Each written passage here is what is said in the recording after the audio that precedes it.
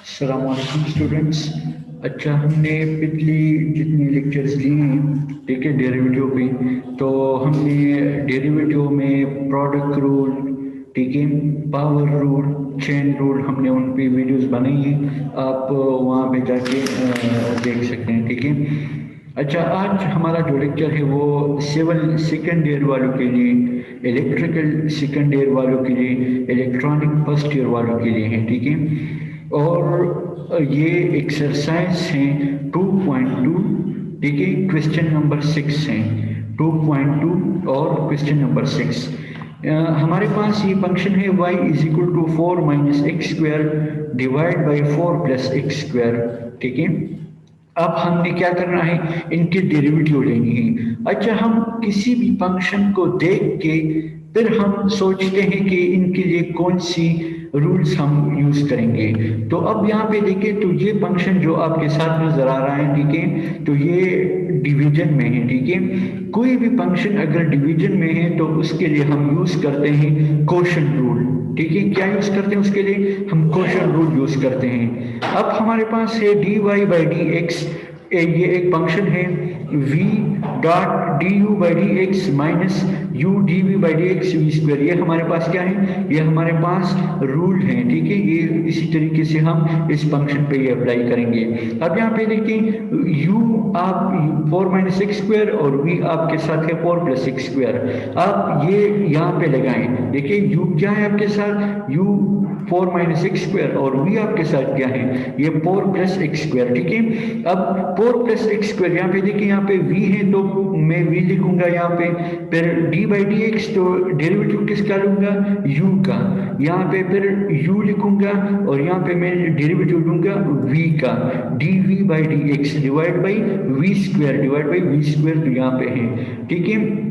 Next step पे आ जाए। Next step में हम क्या करेंगे, नेक्स्ट स्टेप में आप वाई डैश लिखेंगे, क्या लिखेंगे, वाई डैश। इसकी D Y by D X की जगह आप वाई डैश भी लिख सकते हैं। अब 4 प्लस एक्स स्क्वायर अपनी जगह पे, इसका डेरिवेटिव लें तो 4 का डेरिवेटिव लेंगे तो क्या आएगा, 0, ठीक है। माइनस और एक्स स्क्वायर का डेरिवेटिव लेंगे तो क्या आएगा, 2x, ठीक है। माइनस 4 माइनस एक्स स्क्वायर और इसका हम डेरिवेटिव लेंगे तो 4 का डेरिवेटिव 0 और एक्स स्क्वायर का डेरिवेटिव 2x, ठीक है।